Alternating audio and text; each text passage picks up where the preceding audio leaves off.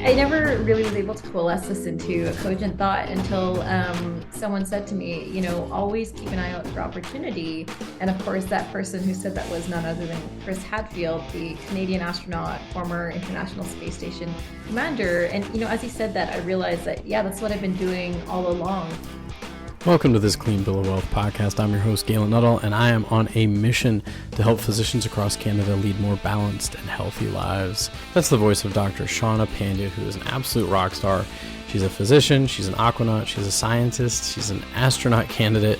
In 2022, she was named to the Explorers Club's 50 Explorers Changing the World, and she also practices medicine in rural Alberta. Now, the cool thing that Dr. Pandya is going to highlight in this episode is that along her journey, she has learned a ton about pursuing passion and creativity as a physician. And she's also going to share her insight into creating a life that is conducive to work-life balance. She also has a really interesting approach to resilience, a 5-pillar philosophy that she also shares. So listen on in. I'm very excited about this show. Thank you so much for joining me. Thank you so much for having me, Galen. I'm really excited to chat with you today.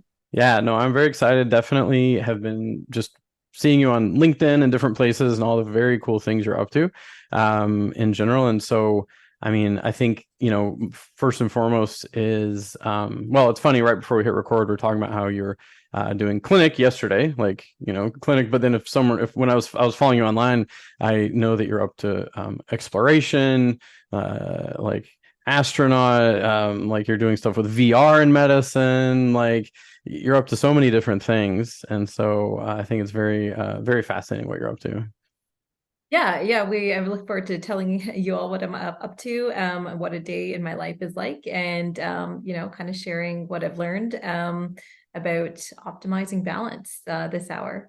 Mm-hmm. Yeah, absolutely. Because definitely from the outside looking in, it seems like, I don't know, outside looking at your life, it's like, I don't know how you have time to do all this. So definitely you've cracked the code in some way about how to get a lot done or how to have balance. And looks like you're having fun while you're doing it too. So definitely want to talk about that. Yeah, absolutely. Lots of caffeine is involved. I'll say that up front. Which might be a common denominator. I know several physicians for whom caffeine is sort of what they're up to in life. Yeah. So, I mean, I had your quick bio in the intro, but I mean, you're working with space exploration in general. You do martial arts, physician. And I couldn't help but when we were getting ready for this podcast, it reminded me of a meme of this doctor. And I had to Google it because I couldn't quite remember the meme, but it was this guy, and I think it must be American. It says Johnny Kim, by the age of 37, was an astronaut, a Navy SEAL, and a Harvard doctor. And the guy who tweeted this was my worst nightmare would be if Johnny's mom and my mom were friends. Johnny Kim makes all of us feel like we need to do more with our lives. So you're not alone. I remember the day I heard about him because that was a 2016 astronaut selection, and both the Canadian Space Agency and NASA were having their selection at the same time. And so there were a bunch of us in a group and in Facebook were following this. All of us had applied, and someone was saying the day the selection was out, they're like, yeah, the new NASA class includes a mathematician, a Navy SEAL, a Harvard emergency physician. I was like, yeah, that's a diverse class. They're like, no, that's just one guy. I was oh, that's Johnny. Yeah. Time to go do more with my life. So. Well, I was going to say, is it among your cousins or whoever, where it's yeah, sure, you became a doctor, but are you also an astronaut like Shawna, or, whatever? But that kind of just speaks to the power of the teammates, the crewmates, the colleagues that I have. It's they all operate at this level. They are all good at what they do, whether they're engineers or imaging scientists or world-class divers. And, just being with them, they make you feel like you're one of them. They respect you for your expertise, but you also feel compelled and driven to do more and be more just by virtue of being lucky enough to hang out with and work with these people. Yeah, that makes a lot of sense. It speaks a lot to who you hang out with. I've heard a saying of you're the average of the 5 people you spend the most time with. So obviously if you're hanging out with people that are performing at a certain level, it's a bit okay, this is somewhat normal or attainable. Yeah, it's and that's exactly it. That first day of medical school, I think a lot of listeners will be able to relate to this. There's that imposter syndrome. There's oh gosh, well, that person was an Olympian, that person won Shark Tank, that person has their PhD in immunology. And those are all very real examples, by the way. So you're like, I definitely snuck past in the admissions committee, and 2 weeks in, they're going to realize their mistake and, boot me out of med school. There's definitely that real sentiment. And then when you go to the scientist-astronaut ground school, and you're meeting everyone with their incredible backgrounds, it's exactly that flashback. You're like, okay, everyone here is incredible. What am I doing here? And then you just realize my strategy for imposter syndrome, because I think every single person I've met feels it, is just, well, treat it as a growth opportunity. Okay, well, so what if it's a mistake? So what if I don't belong here? I'm just going to seize the day and grow into this opportunity because someone at some point thought, I was a good fit for this. Mm-hmm. No, I love that you're diving in right into, like, I totally agree. Like, I think everyone experiences a lot of different things going on in the background, like imposter syndrome and like so many different things, like arrival fallacy of like, I thought things would be better than they are. And like, kind of like that imposter syndrome of like, I'm going to get found out. Like, I remember like, when I started one of my first jobs, I remember thinking like, oh, someone's going to pull back the curtain and be like, wait, he doesn't belong here. Like, he doesn't belong. He shouldn't be a part of this conversation or shouldn't be sitting at this table.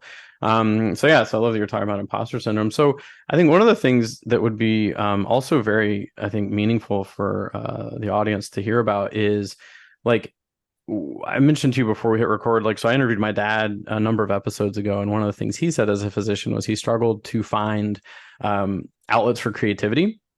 And also, as much as he had pursued some level of passion with his work, he also felt like there was like something missing of like, okay, like where can I seek creativity and passion outside of my work or like in relation to my work? So I'd love to hear a bit about like, okay, what led you on this path to like do something quite unique, but then like, I mean, certainly it seems like, you've followed your passion and creativity in a lot of ways. Yeah, it's so funny that you're referring to your dad, because as you said that, I kind of flashed back to what my dad would tell me as a kid, and he's like, "Do what you love, and you'll never work a day in your life." And Mm-hmm. as a kid, you're like, "What do you mean, Dad?" Like, you don't really get it. And then, you were talking about everything I do, clinical work, research, exploration, expeditions, working with commercial companies, advising commercial companies. And the reason that I can do it all is several fold. I love what I do. The creativity definitely comes into it, especially in emergency medicine. Like, you're definitely always trying to solve the Mm-hmm. problem. You feel like Sherlock Holmes. You're like, what fits about this pattern? What doesn't? What is going on with this patient? So enjoying that part of the work for sure. And then, the other part of it is a lot what I do. It's, it definitely is a high pace, but for me, one of my biggest values and where the concordance is between my values and the way I live my life is freedom and exploration and control over my own schedule. So I do maintain full-time equivalents as a physician. My clinical days will be Friday through Tuesday. I will typically do an entire weekend of 63 hours on call in a rural community at a time. So I'm covering the hospital, the inpatients, the emergency room. And then I'll go do a clinic on Tuesday. And then I'll go do my other stuff, the research, the commercial work, the rest of the week. And that's a rhythm that works for me. And working purely as a locum physician when it becomes too much, because it definitely does, especially in summer when it's trauma season, you're seeing the ATVs, the chainsaws, the cattle tramplings all come out. And those are all real examples, by the way. You just take a step back and say, okay, I'm going to take a break now. I'm going to recharge. And also having good people that remind me that, yeah, you need to recharge, who are in my life saying, okay, just take it down a notch is really important as well. So for me, loving what I do, but also knowing that I have the freedom of, I choose to work this much. It's not that, oh my gosh, who's going to take over my patient panel, or, oh my gosh, I'm trapped in this rotation. Like, I'm contracted. I choose to because it's fun for me. So I think that's a huge part of, you can work more than what the average standard work week is, if you choose to, and also if you have an option for recharging both regularly and also, at a greater level when the demand arises. Mm-hmm. Yeah. So, yeah, that when I hear those real life examples, they sound like examples from Alberta. Is that where that's happening? Rural Alberta, definitely. Yes, that's very on Yeah. brand, especially the ATV part. Yeah, for sure. And then, yeah, like the big things I heard in there were like the flexibility. Like, I mean, you know, this is what you've decided works for you, right? Like, not like everyone has to like try to do all these things, but it's what works for you. And like, you've got that, it sounds like some specific options to recharge, to take it down a notch, as you put it, and then also some people in your support group that might be there to step in and say, hey, like maybe you should slow down a little bit for a minute here. Exactly. That's exactly it. Yeah, Yeah. very So cool. for examples of that, like, my best friend, my mom, my really good friends and colleagues, like they will know my schedule and they'll be saying, that's insane, take a break. Or, there's been literal times like the value of having that support system. I typically when I travel for exploration or for expeditions, obviously I'm not working clinically, and I choose to again make that up over the holidays, over Christmas, over New Year's, because to me that's a trade-off that's worth it.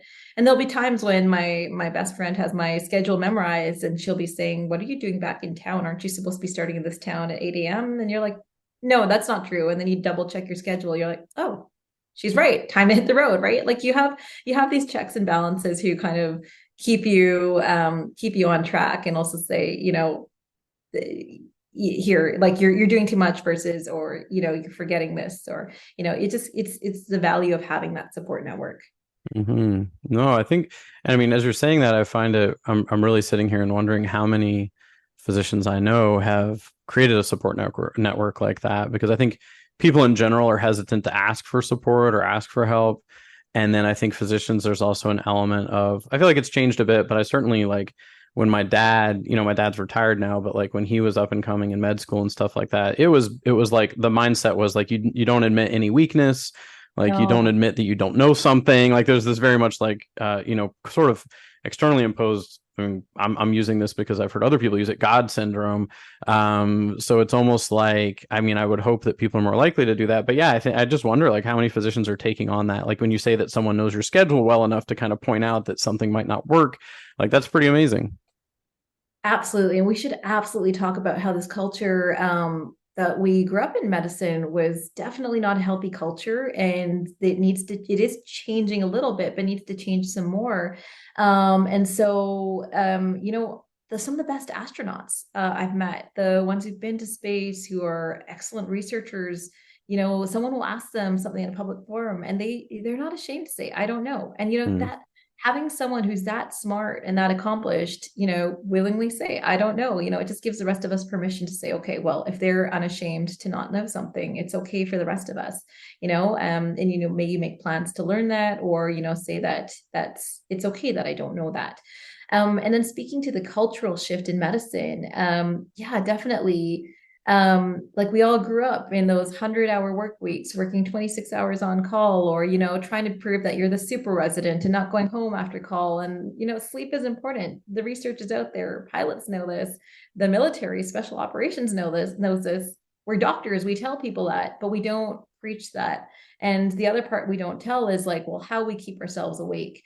It's we're overdosing on caffeine or 5-hour energy drinks. And it's like, we really need to approach that, because at the end of the day, we're here for the patients. We're here to perform at our intellectual and clinical best. And by depriving ourselves of sleep and adding stress, that's, we're not achieving that goal.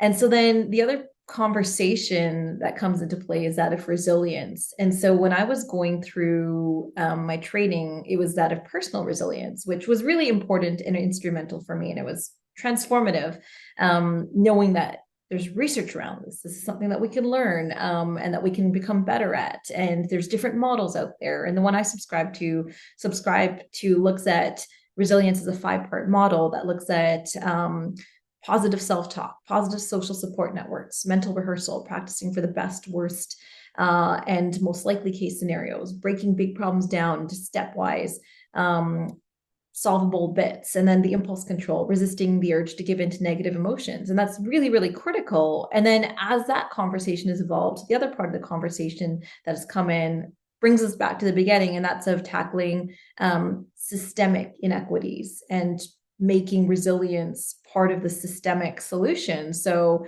like going back to the origins of how 100-hour work weeks and working 80 hours straight came on. And it's not a very healthy story at all.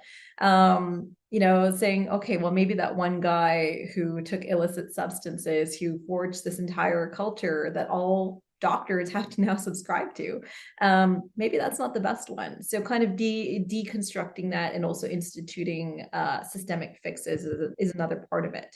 I'm about to ask Dr. Pandya to recap those 5 pillars because they are just so epic and so worth talking about. Now, this episode is all about pursuing passion, pursuing creativity, and seeking support systems for busy physicians. And if unanswered questions around your financial planning reality are keeping you up at night or keeping you from fully enjoying life, a financial plan might make a difference for you. Questions I commonly answer with a financial plan are, am I using my corporation most effectively from a tax savings and retirement vehicle perspective? Do I have the right kinds of insurance? Am I going to have enough to retire? How is inflation going to affect my ability to retire? These are all questions that I can answer and have answered in a fee-based financial plan. The first step is a simple phone call.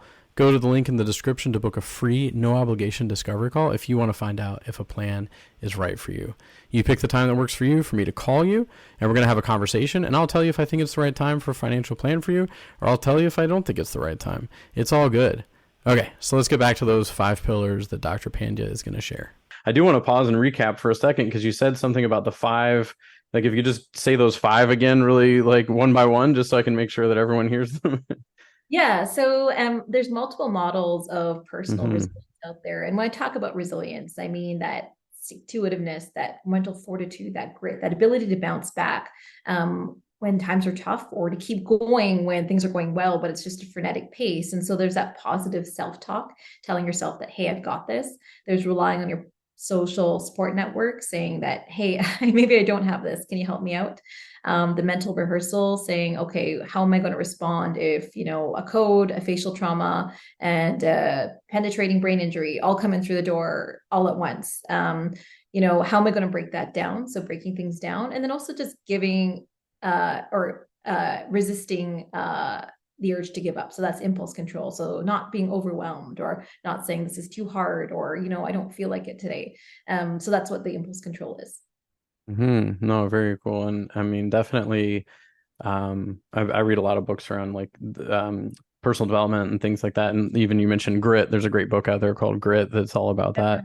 And yeah, absolutely. And mental rehearsal. I mean, you're the neuroscientist, not me, but I have read up on the impact of being able to like sort of mentally predict something, and then when it actually happens in real life, you already have some of those pathways laid down, so it's not like a completely new experience. So yeah, we don't talk about that enough, but I did my undergrad in neuroscience, and we don't talk about the activation of the supplementary motor cortex enough. It's like, it makes perfect sense as to why visualizing something down to the exact muscle movements you'll practice, why it makes sense, because you're priming your brain to be prepared for this. You're activating the planning part of that motor pathway. So of course, visualization is going to make you more prepared.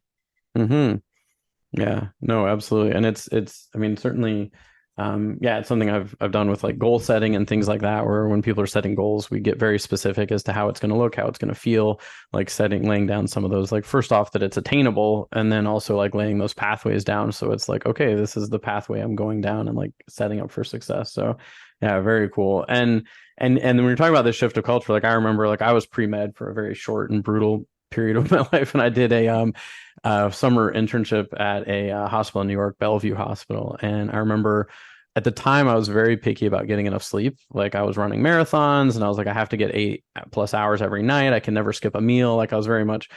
And then basically I remember they opened this door and they're like, oh, this is where the residents sleep. And there's like a cot in the corner.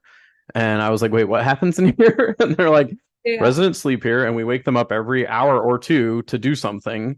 And I was like, I don't think I can do this. And I know at the time I remember a resident saying, this is a while back now, where he said that some of the practices are there only because that's how we've done it all along. Like, and I'm not saying that people don't have to get woken up in the middle of the night, but I do know that like he was saying, like some of these extreme practices, it's just sort of like, this is the way we've done it, / almost like a hazing. Like I had to do it, you need to do it too.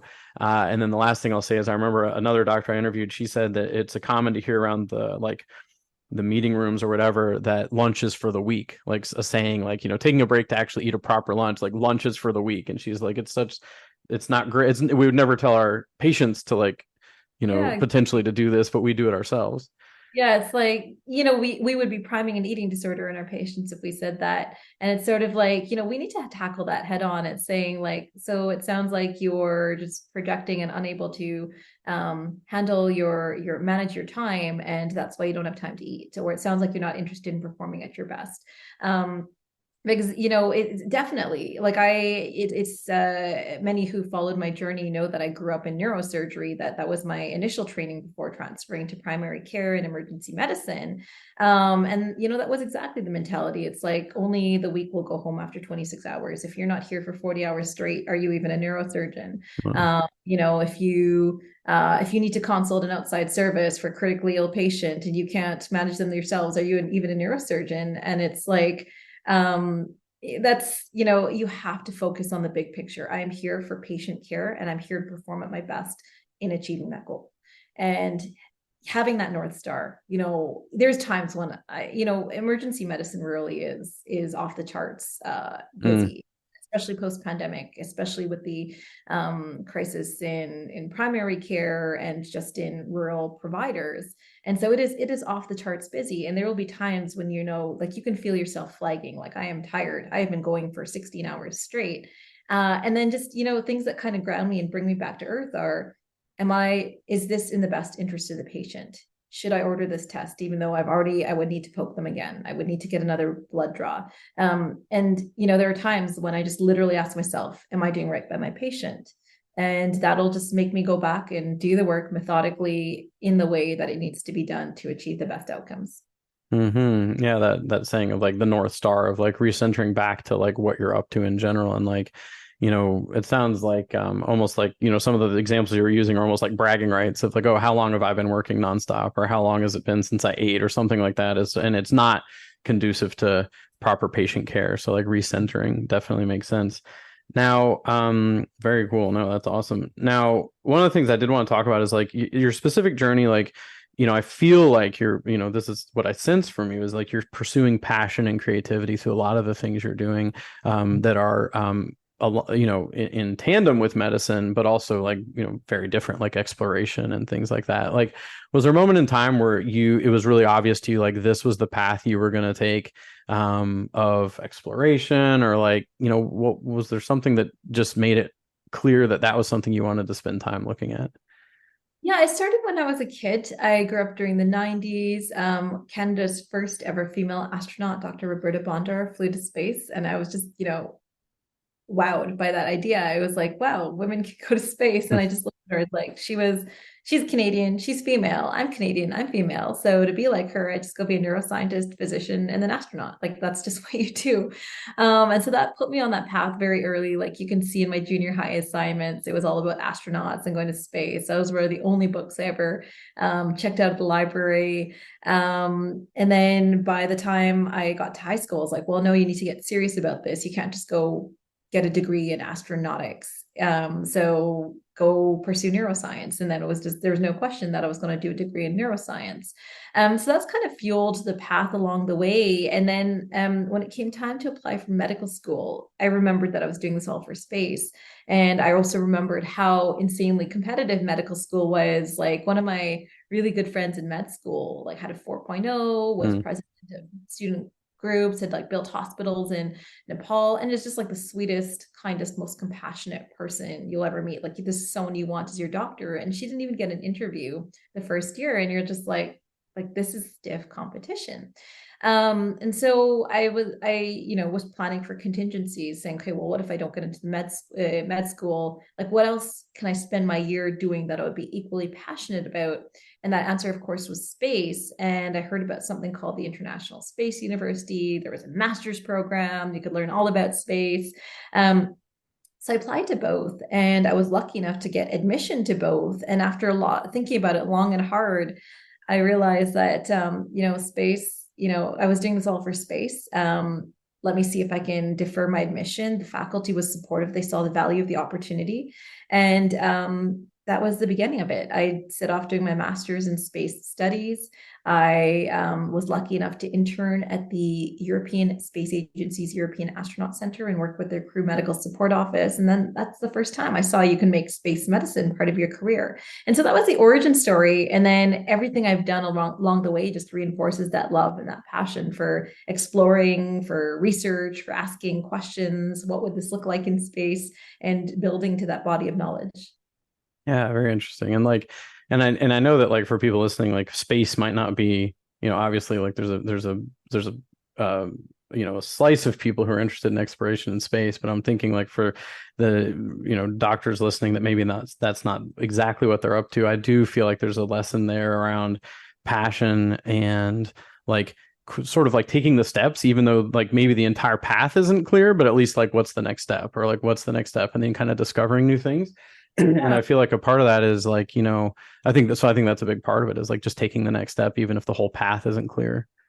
Yeah, and I never really was able to coalesce this into a cogent thought until someone said to me, always keep an eye out for opportunity. And of course, that person who said that was none other than Chris Hadfield, the Canadian astronaut, former International Space Station commander. And as he said that, I realized that, yeah, that's what I've been doing all along. Like when I was in high school, I knew there was an opportunity for medical students to go rotate down at NASA's Johnson Space Center. And I was not qualified at 17 years old, being a high school student, but it was as an aspirational goal that I kept in my mind for 10 years until I finally became qualified enough to apply for it. And then applied and was lucky enough to spend a month down at Johnson Space Center on that aerospace medical elective. And it was just an incredible time. And so, keeping that eye out for what is it that you want to aspire to, how are you going to get there? What is the next step? All of that, I think, helps fuel that journey forward. Mm-hmm. Yeah, like keeping an eye open for those opportunities, whatever it is that someone's up to. And I can't help but ask, in your particular situation, like what is it about space and exploration in particular? Like what's that core sort of thing that drives you? Yeah, it's just there's so much to say, but in a word, everything. The vast beauty of space, the mysteries of what it means to be a little pale blue dot in the universe. I think it's a fundamental human trait to ask, what if? What happens if I go there? What if I do this? What is out there? Just to be curious, to explore the scientific return that we get from both direct impacts, such as biomedical research on the International Space Station, as well as indirect impacts from spin-off technologies, just to be part of that, to be part of one of the greatest, most ambitious, most complex things that humans have ever done, and to help propel that forward in a collaborative, positive fashion. Every part of space it just resonates with me at the deepest level. Yeah. So, I mean, certainly being at like the forefront of a very, it's like, something that's so at the forefront in the sense of like, I'm sure there's just like whole new discoveries and like whole new things. Like there's just such an uncharted thing of space. And then to be a part of like the medicine side of it must be also very much like at the forefront of something that's already at the forefront. Mm-hmm. Yeah. Absolutely. Like there's all these examples of cutting edge technologies that have come from space. Mama Goose pajamas. They're these little pajamas for infants with sensors built in that are used to monitor infants for sudden infant death syndrome. And that came from monitoring lower body negative pressure suits on the International Space Station. Water filtration devices used on station with iodine resin filters have been used to provide clean water to remote villages in Kenya. There's indirect benefits. So the flame retardant paint used on the launch pad on the launch vehicles have been used for Formula One racing to keep the drivers safe. So there's a host of benefits. Yeah, I never like it's interesting because when I was thinking about exploration and discovery and a few of the things I've read that you're up to, I thought, oh, are you discovering like things in space that are then turning into medicine on Earth? And I was thinking that's probably not likely. Like you're not like going to a comet and like finding like, or like going to a planet necessarily. I mean, I'm sure there is that option, but like when you're talking about the technology it takes to pull this off, like you're discovering new things and new applications for the same technology that's able to do very unique things. It's like, oh, how do we bring this back to Earth and use it? Like the example of the monitoring and the flame retardant paint. So that's really cool. I'd never actually like thought of that. Yeah, and then just the direct impact. So I often get asked, well, why is space medicine a thing? Mm-hmm. And the bottom line is that space is trying to kill you. Like space is this incredibly hostile, austere environment. And when we talk about the challenges of sending humans to space, we talk about the big five. So we talk about altered gravity, increased radiation, isolation, confinement, distance from Earth, and then everything else which falls under hostile environments, whether we're talking about altered day-night cycles. So you're getting 16 sunrise, sunset cycles within 24 hours up on the station, exposure to lunar dust. So it's a very hostile environment. We know that some combination of these elements cause accelerated aging, increased atherosclerosis, cardiovascular stiffening, insulin resistance. So we need to keep astronauts. We were talking about performance this hour. Astronauts need to be performing at their very best. They're the best of the best. They're professionals, but it is a tough environment, and they're scheduled down to the 5-minute mark. They're away from their creature comforts, from their family and friends. So we need to dissect all of this and understand it to be able to better understand how we can keep these high-performing humans high performing. And then the other cool part of this is, as many of the listeners may have gleaned, is that the physiology of how humans work and how they operate in space is just fascinating. The NASA twin study found that Scott Kelly, the twin who spent a year in space, had telomere lengthening, which is totally, is totally contradictory to what we know about aging, which suggests that telomeres will shorten. We know that microbiome changes. We know that we're immunosuppressed in space. So all of these findings can also help inform what we know about human disease processes on Earth. So there is also that direct research and science benefit. Yeah, like certainly I do remember that twin experiment of the American astronaut that they sent up and brought back. And yeah, I've heard a lot about the effects of being in space around like, bone density and strength and muscle and all that stuff. And I will admit that space freaks me right out. Like whenever, like I'm a bit claustrophobic, and like I went to like a dark sky viewing thing a bit ago, and the first time in my life I'd seen like Saturn in real time through a telescope. And it freaked me out just to see it. I was like, the vastness of it just freaks me right out. Like I can't even. Nope, I'm out. No space for me. Yeah, no space for me. I'm gonna stay right here. Like, claustrophobia pretty much takes me out of the running right off the bat. So, like, there's a picture you have somewhere of you in a fighter jet or something. There's like this glass thing above your head, and I saw that picture recently. I was just like, nope, nope, nope. Yeah, it's so funny. That was from aerobatic training during ground school with the International Institute for Astronautical Sciences. Like just an amazing experience.